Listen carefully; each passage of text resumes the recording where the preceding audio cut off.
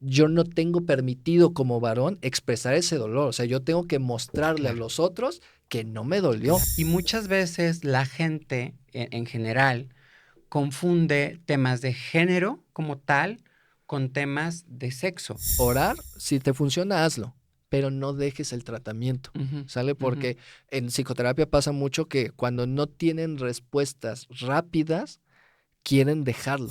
Estamos haciendo la prescripción o el tratamiento y bueno, y todo muy bien. Pero si ese paciente en casa no gestiona lo que tiene que hacer, eso no funciona. Si ese paciente pues no se ejercita, no hace fisioterapia, no baja de peso, sigue con los mismos patrones previos a, pues obvio el resultado va a ser totalmente negativo, ¿no? Y aparte, lo que me pareció todavía más a destacar fue que decía, parece que de forma inmediata, en cuanto yo me presento como soy, como mujer, Ujú. la gente asumió que yo me había idiotizado. El día de hoy en Doctor Pain tenemos un capítulo súper especial porque tenemos un invitado de lujo. Tenemos aquí al profe Talamantes. Es para mí un placer que puedas estar conmigo aquí compartiendo un ratito de charla en el podcast. Eh, la verdad es que para mí implica muchísimo este tema de la repercusión emocional y todo el tema psicoafectivo en el paciente que llega a padecer dolor o en aquel paciente que tiene alguna enfermedad crónica y que de alguna manera no se llega a sentir como comprendido, ¿no? Entonces yo creo que desde el punto de vista de la psicología social es un tema bastante interesante. Y entonces digo, bueno, yo creo que valdría muchísimo la pena que un experto como tú, aparte, pues bueno, youtuber con un chorro de seguidores. Para mí es un verdadero placer que puedas estar aquí, que hayas aceptado la invitación, Juan. No, antes que nada, muchas gracias a ti por la invitación. A mí me encanta siempre que me invitan a este tipo de, pues, de situaciones, de eventos, de entrevistas, porque, pues digo, algo estoy haciendo bien, ¿no? Si a la Claro. gente le gusta lo demasiado, le gusta demasiado esto como para invitarme o para tomarme en cuenta o considerarme como experto en estas áreas, pues yo encantado, de verdad. Muchísimas gracias. Y pues vamos aquí a hablar acerca de esto porque pues sí es un tema de relevancia porque tiene bastantes aspectos culturales que sería pues bueno abordar en Claro. este sentido. Fíjate que algo con lo que me gustaría abrir este podcast, la semana pasada, aquí en Guadalajara, hubo un foro internacional de mujeres, Ujú. fue el primer foro de mujeres combatiendo el dolor, ¿no? Entonces, había muchas charlas muy interesantes, sobre todo de una psiquiatra argentina, la doctora Jessica Beristain, que habla mucho sobre el tema de fibromialgia, sobre dolor de ese tipo. Y ella comentaba muchísimo sobre el entorno social que tienen las mujeres, ¿no? Porque era más enfocado como a las mujeres. Y desmitificar eso, que la mujer por ser mujer aguanta más que el hombre, ¿no? Y que forzosamente, si eres mujer, tienes que aguantar más porque, bueno, pues eres mujer y en teoría el hombre aguanta menos porque es hombre, ¿no? Desde ahí como ese cliché un poquito anclado en la cultura latinoamericana sobre todo, me parecería muy interesante que desde el punto de vista psicológico o psicosocial pudieras platicarnos un poquito de esto, ¿no? A mí me llamó mucho la atención, yo he estado obviamente leyendo sobre esto, pero bueno, qué mejor que un experto nos lo platique, ¿no? Pues mira, de esta parte de las diferencias del dolor entre hombres y mujeres y estos mitos, pues tienen que ver con algo que Bandura hablaba o señalaba como aprendizaje social, ¿no? Lo que Ujú, vamos aprendiendo a través de la interacción con otras personas. Me parece que también un sociólogo llamado Durkheim hablaba acerca de la socialización, justamente ujú. cómo adoptamos normas, hábitos, tradiciones a partir de la interacción con otras personas, incluso creencias y valores, ¿no? Entonces, cuando yo crezco en un entorno, se me enseña cómo debo de expresar ciertas cosas y en este caso el dolor se me enseña qué tengo que tolerar o no y se me dice tú tienes que ser así, ¿no? Incluso hay un término llamado socialización diferencial Ujú, que tiene que ver cómo educan a los hombres y cómo educan a las claro, mujeres. No tiene que ver con una cuestión biológica de que los hombres son así, las mujeres son así, que sí tiene su explicación biológica y sí tiene esta cuestión. Recordemos que pues, el ser humano es un ente biopsicosocial. por supuesto. Sería como muy determinista de mi parte decir, no, nada más es la cuestión cultural, pero a veces creemos que una práctica que se ha llevado por muchos años ya es natural y ya es genético y no vemos como ese carácter cultural, ¿no? En el caso de a los hombres, muchas veces también tiene que ver el tipo de situaciones a los que debe de tolerar, ¿no? Por ejemplo, si a mí me golpean físicamente, yo no tengo permitido como varón expresar ese dolor. O sea, yo tengo que mostrarle a Claro, los otros que no me dolió, claro, aunque por dentro quiera estar llorando. por Las supuesto. prácticas de crianza, a lo mejor de tu época y de mi época, que era muy dado que con el cinto, con la regla, con la chancla, con lo que sea, y me decía, recuerdo a mi mamá de que, y si lloras, te doy otra, ¿no? Para que Claro. llores de verdad. Entonces son como tú estás obligado culturalmente a soportar ese dolor y a no quejarte.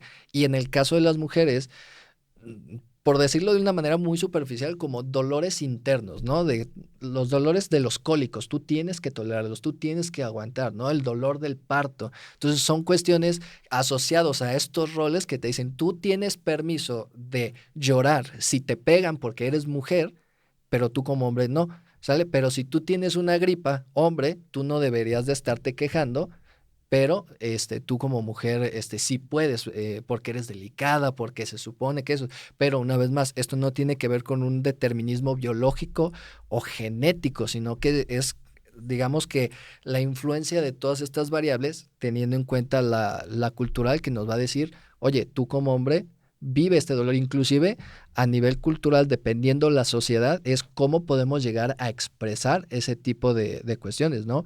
Se me viene mucho a la cabeza, por ejemplo, cuando muchos varones que no tienen como este conocimiento sobre gestión Ujú, emocional, mm, que se enojan, lo primero que hacen es ir y golpear una pared, claro, ¿sale? Y es esa cuestión, ¿no? ¿Cómo voy a expresar algo? En función de lo que me han enseñado, porque a mí me han dicho que yo debo de ser agresivo, e inclusive me ha tocado conocer gente que cuando, no sé, le duele algo, que siente un morete, se empieza a pegar en donde está el dolor, porque así claro. siente que se les va a quitar, ¿no? O dolor con dolor se mata. Claro, se mata, por supuesto. Esto es Entonces, algo muy son arraigado, cosas que te van diciendo de pequeño, ¿no? por Inclusive supuesto. en antropología social hay un término que se llama pluralismo asistencial, Ujú, en tanto a qué te van enseñando que debes de hacer cuando sientes una molestia o un dolor. Si vas con el médico, si vas a lo mejor con un psicólogo, si vas con un chamán, si vas con la abuelita, si vas a el remedio casero de la vecina o a un conocimiento generacional que te han dicho, mira, este té de gordolobo, tómatelo cuando sientas esto.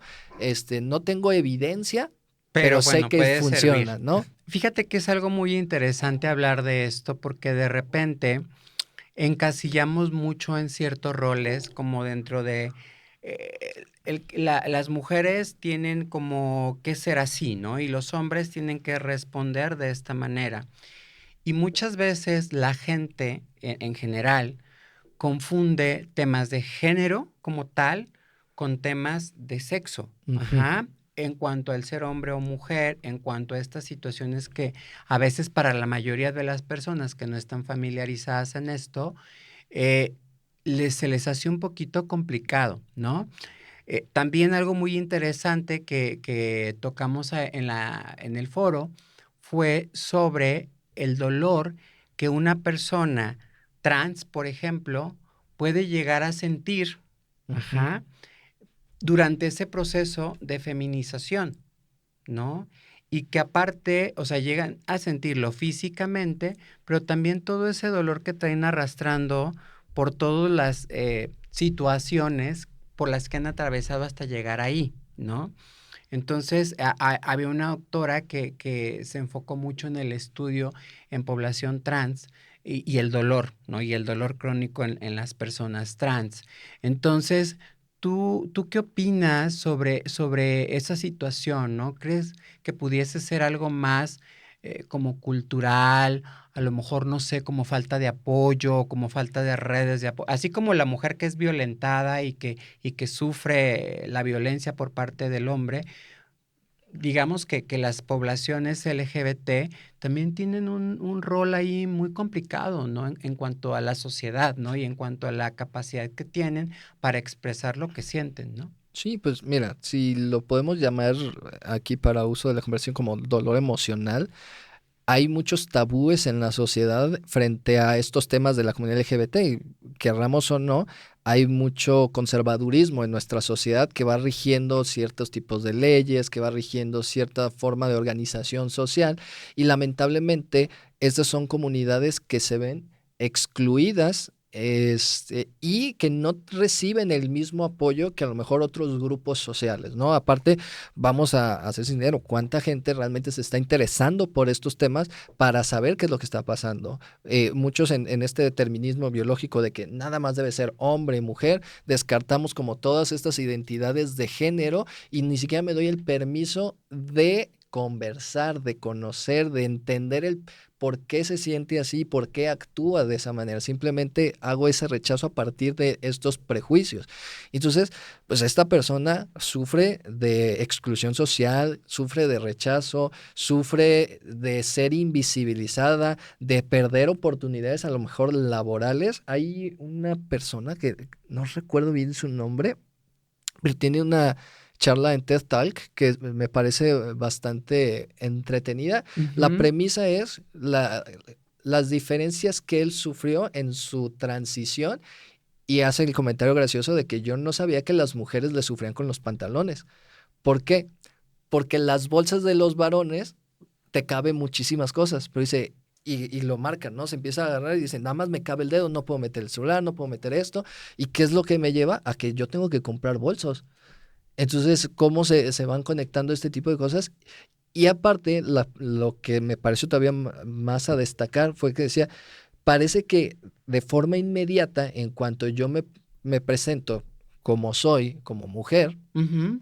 la gente asumió que yo me había idiotizado, Ujú. porque yo tenía el control sobre, cierto, tenía estaba muy alto en la jerarquía social, entonces Ujú. ya tenía muchos años haciendo el mismo. Entonces, a partir de que empieza esa transición, la gente empezó a asumir que no sabía hacer su trabajo, que le empezaban a hablar de manera más condescendiente. Y entonces como que sigo siendo la La, misma persona claro, en en tanto a mis esencia, actividades profesionales, pero ahora la gente cree que ya no tengo las capacidades, ¿no? claro. Entonces es justamente también a ese tipo de cosas que se van enfrentando a la hora de proyectar, digamos, su identidad de género.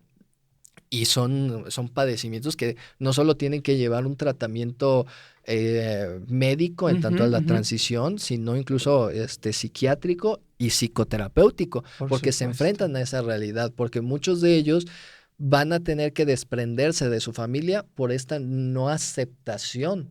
Y esto pues representa un dolor, ¿no? Entonces vemos cómo hay grupos sociales que están expuestos justamente a este tipo de situaciones que les van a generar un malestar y falta de bienestar psicológico.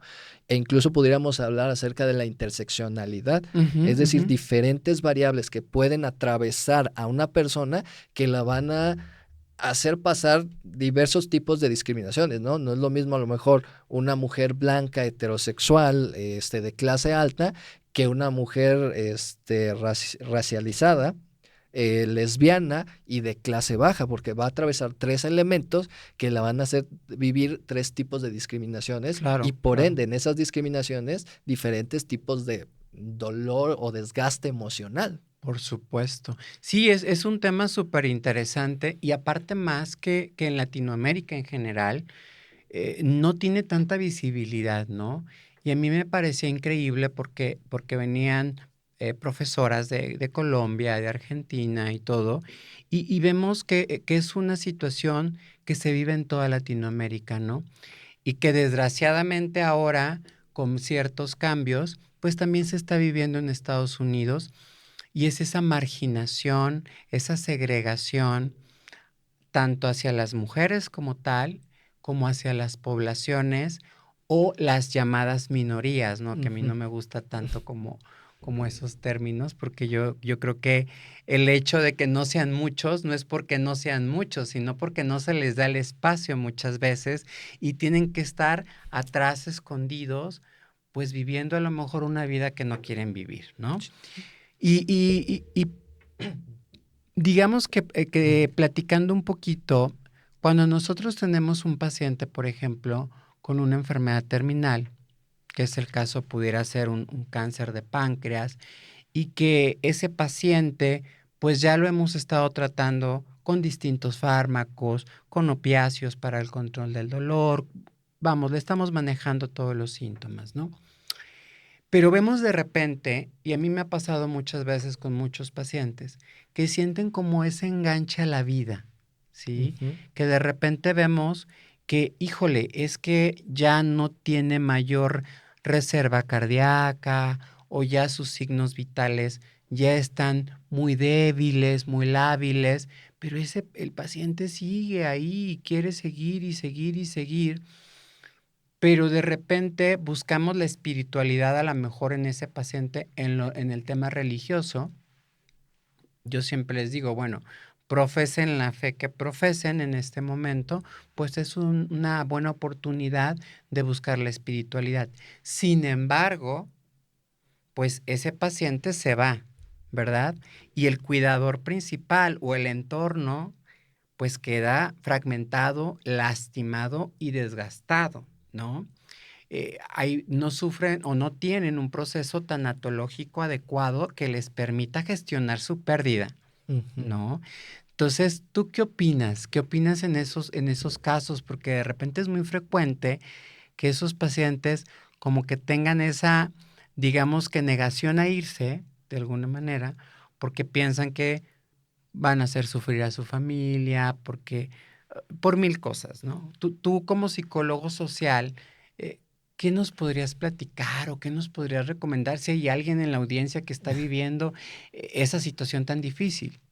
Pues mira, en este apartado, hablar del dolor que puede sentir un paciente es, digamos, lo común, ¿no? Un paciente en esta etapa terminal sufre. Y justamente tocas esto de la familia, también sufre, o sea, la familia está expuesta a este desgaste emocional, está expuesta a este desgaste físico, incluso es expuesta a este desgaste económico que conlleva el tener un paciente así, ¿no? Entonces, muy poca se habla de ese lado de todo lo que queda. Y así como hay personas que no se quieren ir justamente porque siento que voy a romper aquí algo porque van a sufrir, porque a lo mejor siento que no he terminado algo. También está el otro lado de la familia que no quiere que se vaya, ¿no? Claro, por Entonces ahí supuesto. entran como en conflicto Sí. esas ideas. Entonces sí sería como llevar al análisis cada situación, cada elemento en concreto para entender qué características hay que nos lleven a entender el por qué a lo mejor están padeciendo o expresando ese dolor de determinada forma, ¿no? Ujú. Entonces, pues sí, me brinca esta cuestión a la idea a la que iba, justo era uno, el constructo social de familia. Ujú. Y no solo como institución, sino lo que nos dicen que debe ser la familia, cómo debemos de ser, este amor incondicional y justamente el cómo querer estar la mayor parte del tiempo. O sea, a lo mejor suena drástico, pero casos en donde se necesite desconectar a alguien o que ya sí, realmente está como en estado, no sé si todavía se le diga así, como estado vegetal, en coma o que ya no tiene una respuesta una respuesta neurológica, y claro, pues ya lo más humano sería como desconectarlo, ¿no? claro, Incluso dejarlo personas ir, que sí, claro. están sufriendo demasiado en ese proceso de querer alargarlos. Entonces sí es una cuestión de que a mí me enseñaron de que tengo que hacer todo lo humanamente posible para mantener vivo a ese ser querido, ¿no? Y entremezclan justamente todas estas experiencias vividas de, pues fue mi abuelito, o es mi hermano, o es mi papá, y yo hice esto, tantos años pasando, conviviendo, en el mejor de los casos que tuvieron una buena relación, que quiero pensar que cuando se aferran, puede llegar a estar relacionado también con eso. Entonces, sí es trabajar desde esa parte, ¿no? Desde entender cómo es que se les construyeron estos constructos, desde cómo les dijeron que era el aceptar la muerte y que mucho también entra en la cuestión de la espiritualidad, porque a veces se piensa que la psicología y la espiritualidad están peleados. Ujú, No sí, sí, necesariamente, sino que la psicoterapia en sí no debería de tener como base una línea religiosa o espiritual. claro, eso L- me parece muy interesante. Te acabas de tocar ahorita un Sí, punto que es, me parece sumamente sí, interesante, porque porque muchos hacen esas combinaciones, ¿no? sí. Incluso muchos terapeutas que combinan el budismo con la psicoterapia o que combinan cosas de temas religiosos, católicos, etcétera, con la terapia. Eh, Yéndonos un poquito a lo que nos acabas de explicar, ¿cómo sería o por qué no es adecuado esa combinación? En primera, Ujú, porque el código ético te dice que tú no tienes que mezclar tu sistema de creencias. Independientemente en la religión que tú profeses, es una creencia religiosa claro. que no debería entrar porque yo no sé si la persona que tengo enfrente profesa la misma religión que yo o no profesa ninguna religión. Ujú, Entonces, si yo empiezo a decirle, es que tú lo que tendrías que hacer es acercarte más a Dios y orar, realmente no le estoy dando una solución al conflicto. ¿Sale? Habrá casos en donde el mero hecho de la religión puede ser una herramienta que ujú, podemos utilizar siempre y cuando la persona sí sea religiosa. Y esto porque nos puede ayudar a abrir canales de comunicación. claro. O sea, yo no me voy a poner a pelear con alguien. Si yo no creo en Dios, no, señora, es que Dios no existe. Si a mí, a lo mejor, decir, vamos a, si usted necesita orar, adelante. Incluso en los primeros auxilios psicológicos, uno de las fases que se pasan es abrirles el espacio para que vivan su espiritualidad. O sea, Ujú. después de un evento catastrófico o Una en que pérdida, están lo que sea. en shock, Ujú, un accidente o qué sé yo, se les dice, ok, dale este espacio porque para ellos les ayuda a regular la situación en la que están, porque entra algo que se llama locus de control externo, es decir, que nosotros estamos responsabilizando a otros agentes externos a mí sobre la situación que está pasando. Y esto no vamos a decir que es bueno ni malo, simplemente es un fenómeno que explica estas explicaciones, vaya, que se está dando a la gente. Entonces, si yo tengo esta idea de que, es que ya no depende de mí, yo estoy delegando una responsabilidad y estoy asumiendo que una entidad divina es la que me está, la que está encargado de todo esto. Entonces, yo me relajo con eso. O sea, no porque en sí eh, haya un efecto divino en ti, sino que, digamos que funciona como la sugestión o como el placebo. claro, claro. Es una Entonces, manera de liberar todo eso que traes. exactamente. Entonces, a partir de eso, yo ya puedo, no sé, encaminar la conversación. Si veo que es religioso, es como que, mire, Dios pone estas herramientas para que los tomemos, Dios nos da la sabiduría. Entonces, si la persona es receptiva a eso, a mí me funciona, ¿sale? Pero usarlo como una herramienta y siempre bajo un análisis meticuloso Ujú, de esta dinámica que se tiene entre terapeuta o psicólogo y el consultante o la persona con la que estemos trabajando. Porque, una vez más, se corre el riesgo de que si yo a alguien que es ateo le digo, es que tú necesitas ir con Dios, pues se va a negar al por tratamiento supuesto. y se va a ir.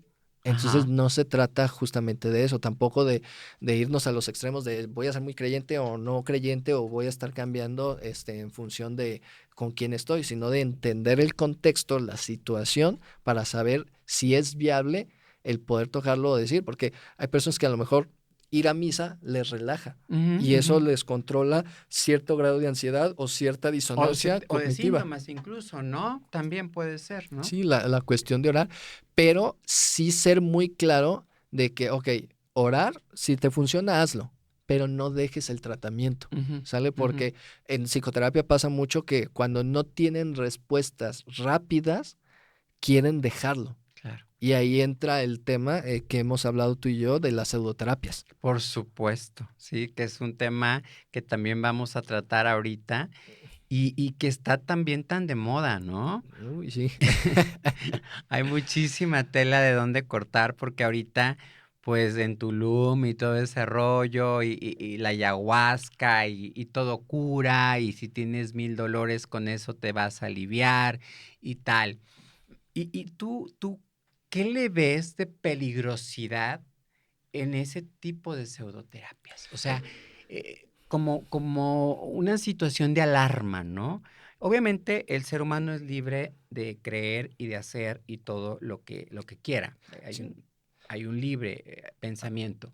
Pero dentro de esas banderas rojas que nosotros podemos observar en esas pseudoterapias, ¿cuál sería para ti esas banderas rojas que la gente puede, que nos está viendo, puede identificar de manera oportuna, ¿no? Ujú. Mira, antes que nada, sí me gustaría decir que esto que vamos a hacer, esta crítica hacia las pseudoterapias, es hacia quienes las hacen, Claro, no hacia quienes van a ellas. por supuesto. Porque muchas veces ellos, o las personas que acuden a estos espacios, es por cierta vulnerabilidad, de cierto Por cansancio, supuesto. cierto hartazgo, de que tienen mucho tiempo, en este caso con dolores, que no ha Ujú, habido alguien ujú. realmente que se los haya solucionado. Y entonces cuando viene una persona y te dice, yo te puedo curar en una sesión, Ujú. ¿sale? Entonces, este cansancio, pues lo voy a intentar y en el caso de la cuestión emocional, cuando yo estoy en un espacio en donde me siento acompañado, en donde veo sincronía, porque todo mundo está a la par, donde a lo mejor ya no estoy pensando en los problemas que tengo allá afuera porque estoy concentrado en lo que está pasando aquí, me voy a sentir bien, pero es momentáneo. Es en ese momento, no se está solucionando el Por problema. No supuesto. sé, se me viene a la cabeza, yo tengo problemas económicos y Ujú, eso me causa depresión, ujú, ujú. ¿sale? ¿Por qué? Porque tengo que pagar un montón de cosas, porque mi hijo, porque mi esposa, porque La yo tarjeta y la tal. tarjeta y todo, y si Ujú. le sumamos cuestiones culturales, Por supuesto. yo como hombre se me dijo que tengo que ser Proveedor. proveedor en un sistema en donde hay malos sueldos, donde hay precariedad laboral, donde lo que yo estudié ya no me promete que voy a escalar en esta jerarquía social, donde ya no tengo seguridad de que voy a tener trabajo. Entonces, todo ese tipo de aspectos me van a causar un malestar y que puedo desarrollar rasgos depresivos o un cuadro clínico de depresión, ¿sale? Tal cual. Entonces, viene y yo voy a un retiro a la playa, donde estamos haciendo ejercicios, donde estoy conviviendo, donde no estoy pensando en lo de mi tarjeta o en lo que tengo que hacer, porque estoy aquí relajándome, básicamente de vacaciones, me voy a sentir bien ahí. Pero el problema de las tarjetas, No se ha el ido. problema de que no he conseguido trabajo, realmente no se soluciona. Y es más, cuando yo regrese, muy probablemente voy a tener un efecto rebote porque acabo de gastarme un dinero que no tenía para ir a esos retiros. Entonces, en el caso de personas que a lo mejor tienen el dinero y se van y no representa un peligro para su estabilidad económica, es decir, que este dinero que yo selecciono no me va a quitar el mes de renta, no me va a quitar comida y todo ese rollo. Por la cuestión económica no hay tanto problema. En el caso de voy a dejar un tratamiento Ujú.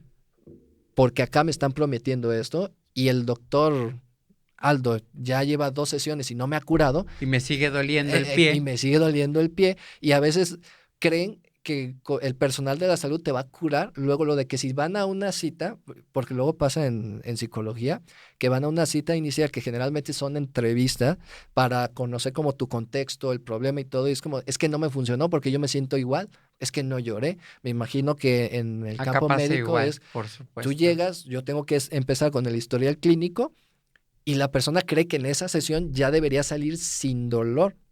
Claro. Entonces sale desilusionado y llega esta persona que le da estos efectos placebos, le da algún medicamento, un chochito que puedan utilizar que momentáneamente calma el dolor, pero que no soluciona lo que está causando el dolor. Sí, sí, sí. Sí, es increíble porque de repente nos llegan a la consulta pacientes o que ya han ido con los hueseros o que ya en la desesperación incluso hasta han ido con chamanes o este tipo de situaciones mitológicas o un poco esotéricas porque verdaderamente creen que nadie los puede ayudar.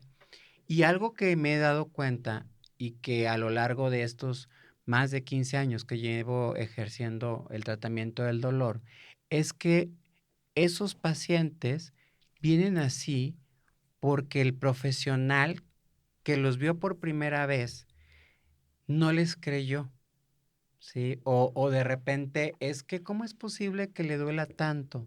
O ya le di esto, ya le di esto otro, y no, a lo mejor va sobre una ganancia secundaria porque quiere tener ahí a los hijos o al esposo. Sobre todo pasa mucho en las mujeres, casualmente y desafortunadamente, ¿no? Entonces son las mujeres de alguna manera más vulnerables a ser víctimas de este tipo de pseudoterapias. Sí, eso es lo que yo me he dado cuenta a lo largo de estos 15 años, que veo que siempre, no, Ujú. pues es que mi comadre me recomendó que fuera con fulanita porque ella me va a sobar y me va a dar un tecito y esto y me va a alinear la columna para que ella no me duela o que tiene esa capacidad de controlar energías y que solamente me va a poner la mano arriba de mi cabeza y con eso se me va a quitar el dolor de cabeza. De verdad es increíble cómo llegan casos así y yo lo primero que hago en esas situaciones es ver el contexto, ¿no? O sea, ¿qué está pasando? ¿Por qué lo está haciendo? Obviamente, si una persona llega a esos extremos, pues es porque está desesperada, ¿no? Y se vuelve súper vulnerable a toda esta montón de pseudoterapia y pseudociencia que existe, ¿no? Me imagino bueno, tú tienes una experiencia tremenda y he visto yo tus programas, me parecen geniales. Y créeme que sí te comentaba una experiencia personal, ¿no? Que yo tuve que cambiar de terapia porque sentía que ya no me estaba ayudando y tuve que cambiar otro tipo de terapia. Me imagino que muchas personas están en la misma situación, ¿no? ¿Tú qué opinas de eso? ¿Qué opinión me puedes dar sobre todo eso? Mira, en tanto a que las mujeres son vulnerables, Ujú, sí me parece interesante cómo desde una cuestión, una vez más, social y cultural, a los hombres muchas veces se les limita a pedir ayuda. ujú, ujú. Entonces el acudir a chamanes, a doctores, a todo eso, de repente no se vería tan habitual porque pues no están buscando. Porque Ajá. muchas veces en esta masculinidad tradicional, el ser el pedir ayuda es reconocerse como una persona débil Ujú, y la masculinidad no permite eso, ¿no? Al ujú. menos esta perspectiva tradicional. Y las mujeres pues están más habituadas a esta expresión emocional y al buscar ayuda, ¿no? Entonces, cuando están en esta búsqueda, lo que hablábamos también del pluralismo asistencial, las diferentes estrategias, formas en donde una persona enfrenta el dolor, pues entonces vemos esta explicación a este fenómeno.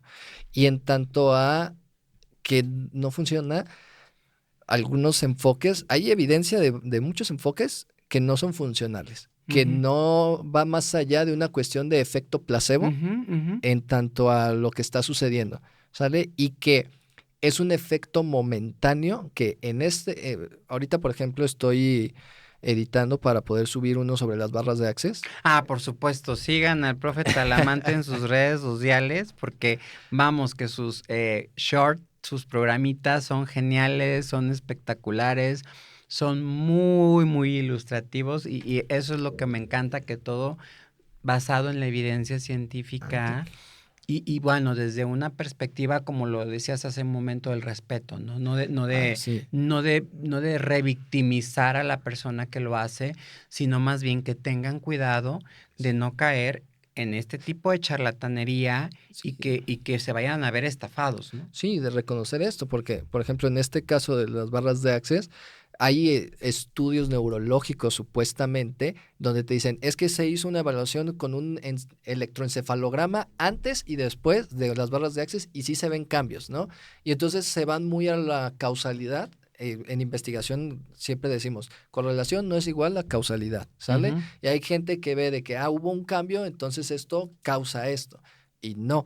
O sea, el cambio, en primer lugar, un electroencefalograma mide los niveles de electricidad, la Sí, los electricidad en el cerebro. potenciales, sí, No, son los potenciales que hay en tu cerebro y la ajá, capacidad de respuesta, pero no, básicamente. no te explica que estás descargando un trauma o que te estás liberando emocionalmente de No. algo. Eso no explica. Entonces, eso es lo que están utilizando y pasa mucho en las pseudoterapias.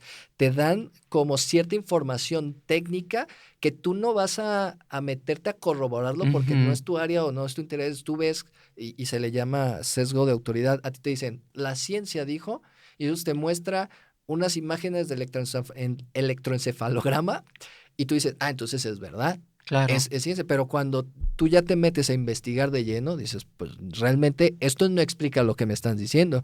Y Ujú. también cuando analizas toda esta investigación te das cuenta que realmente no hay una relación significativa entre lo que te dicen de esto ayuda a liberarte y a relajarte por esto, ¿no? Lo que decía es, no hay diferencia entre que te hagan eso a que tú te acuestes y te relajes. Y que muchas veces esto de que te agarren la cabeza y te digan las barras es porque es estimulante, te están dando un masaje en el cráneo, estás siendo acompañado, te están escuchando, te están validando lo que tú decías, ¿no? De que hay muchos doctores que niegan tu Tu dolor, padecimiento, pero claro, tu cuando vas dolor. con alguien que te está validando, es como, este es el bueno. Tenga prácticas fidedignas o no, ¿sale? Por lo menos me entiende. Exactamente. Entonces, me voy con esto porque está confirmando mis creencias. A eso se le llama sesgo de confirmación. Ujú. Y por eso es fácil que yo caiga este tipo de cosas. Y me gusta mucho hablar de repente en mi canal de lo que es la era de la inmediatez. En la actualidad, y incluso Sigmund Bauman habla mucho de eso en Modernidad Líquida, en la actualidad nosotros estamos acostumbrados a lo inmediato. Ujú. Es decir, yo desde mi celular tengo la manera de solucionar un montón de cosas. Yo no tengo que ir al banco a hacer filas, yo no tengo que ir a pagar mi celular a un lugar, yo no tengo que ir a un restaurante porque puedo pedir, no tengo que salirme de mi casa a tomar un taxi como antes se hacía, Ujú. ¿no? Claro, claro. Incluso los videojuegos. Yo recuerdo que en la primaria yo me iba a la casa de mis amigos y la pantalla se dividía en 4 para jugar Mario Kart, ¿no? Ujú. Y ahorita ya los niños juegan desde sus casas, ¿no? Todo es de manera inmediata. Y en mi época eran esas maquinitas que se les ponían monedas y bueno, Sí, ¿no? un poco precámbrico la situación. Y esto se traspasa incluso a estas soluciones del malestar. O sea, yo quiero solucionar de forma inmediata el dolor, el malestar Ujú. psicológico que puedo llegar a tener. Entonces, si a mí un proceso, por ejemplo, en TCC, que es terapia cognitivo-conductual, Ujú. te dice en 6 meses lo vas a tener, pues 6 meses para muchas personas es demasiado. Entonces, si viene otro y me dice en 3 sesiones, y No, con pues eso vas a tener. maravilloso, ¿no? Sí, y está el otro extremo de también terapeutas que de repente te quieren extender y que lleves 10 años en terapia y se pierde todo sentido de la terapia porque ya se crea cierta familiaridad, e incluso hay estudios que respaldan esto, y ya no ves realmente, ya no hay efecto terapéutico, ¿sale? Porque tú ya nada más vas a hablar, pero no a solucionar. Y si tú no logras desarrollar herramientas para que tú puedas resolver en ciertas situaciones lo que te causa malestar, entonces algo nos debería estar diciendo de que algo está pasando aquí que no está del todo bien, Ujú. porque la intención de la psicoterapia justamente es eso. tú analizas los recursos, las necesidades y las limitaciones que tiene la persona y a partir de eso generas una estrategia de intervención para que con esos recursos esta persona pueda resolver sus problemas, ¿no? Y pueda trabajarlo y pueda tener herramientas de, si a mí me da en algún momento un ataque de ansiedad, porque no voy a dejar a lo mejor de tener estas características típicas de la ansiedad, sino que va a haber ciertos elementos, a lo mejor puedo hacer que una situación ya no me genere ansiedad, pero no quiere decir que otras situaciones en otro momento no lo puedan hacer. Entonces yo desarrollo estrategias para poder trabajarlo, para yo no depender del profesional, sino el yo hacerme cargo de mí mismo. Es como en la cuestión médica, quiero pensar, Ujú. de pues tú no le vas a estar dando el medicamento en el caso de quien lo ocupa. O sea, tienes que hacer que la persona se haga responsable de eso, de acudir a sus sesiones, de tomar los medicamentos en los horarios que lo tienen que hacer, el llevar, a lo mejor si necesita fisioterapia, Fisioterapia, por o sea, supuesto. que acuda justamente a estos espacios, porque quien tiene que gestionar su bienestar es uno mismo. Nosotros como profesionales estamos para, a través del conocimiento, dirigirte para que puedas tener prácticas que realmente sean funcionales para el malestar que tú tienes. Sí, por supuesto. Y tienes toda la razón, porque muchas veces nosotros platicamos con nuestros pacientes, y eso es súper frecuente, ¿no? Que ya estamos haciendo la prescripción o el tratamiento y bueno, y todo muy bien. Pero si ese paciente en casa no gestiona lo que tiene que hacer, eso no funciona. Si ese paciente pues no se ejercita, no hace fisioterapia, no baja de peso, sigue con los mismos patrones previos a, pues obvio el resultado va a ser totalmente negativo, ¿no? Porque de repente, y me he dado cuenta muchísimo, que llegan a descargar como toda esa responsabilidad en el sanitario, ¿no? En el médico, en este caso, en el terapeuta, etcétera.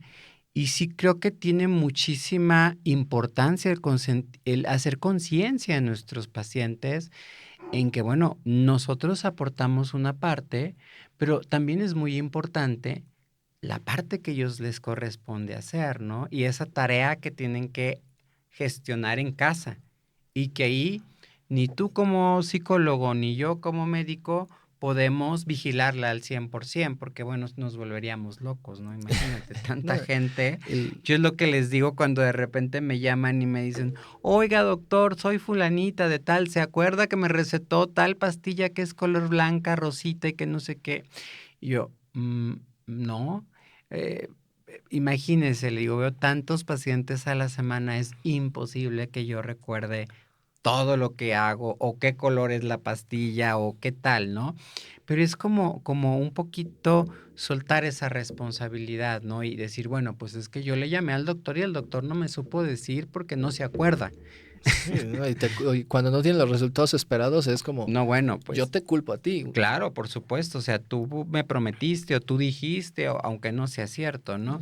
Entonces yo creo que sí es muy importante que veamos todo este tipo de situaciones sociales y médicas también con un enfoque multidisciplinario, ¿no? ¿Tú qué Sí. opinas? O sea, no solamente lo que yo como médico pueda hacer, sino ayudarme y retroalimentarme de ustedes, ¿no? De los profesionales que ven problemas específicamente relacionados con las emociones. Sí, pues es que cuando se habla de salud, siempre debería de ser una cuestión multidisciplinar o interdisciplinar, ¿no? Ujú, Sin embargo, pues también ahí ya entraríamos en una cuestión social bastante delicada de que la salud se vuelve un privilegio ujú, porque ujú. resulta caro. Y Claro, por entonces, supuesto. o sea, si a lo mejor yo ya tengo prejuicios para ir al psicólogo, pero y cuando voy me dice, oye, es que también necesitas ir con un nutriólogo porque hay ciertos alimentos que van a ayudar a que genere serotonina,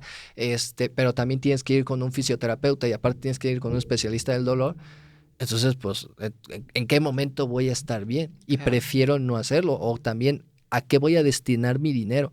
¿A pagar la renta de hoy o a acudir con el doctor que me va a curar con el dolor? Porque si bien entendiendo que si tú estás bien, vas a rendir mejor, hay un autor Christoph, me parece que se llama, que habla sobre lo urgente versus lo importante. Ujú. Y que tiene básicamente nos dice, la gente quiere resolver lo inmediato sin ver lo importante. O sea, quiero resolver lo de mi renta y no lo importante que es, no estoy rindiendo y a lo mejor no estoy trabajando al 100% Y por eso está pasando eso. por el dolor. No proceso eso, sino lo inmediato.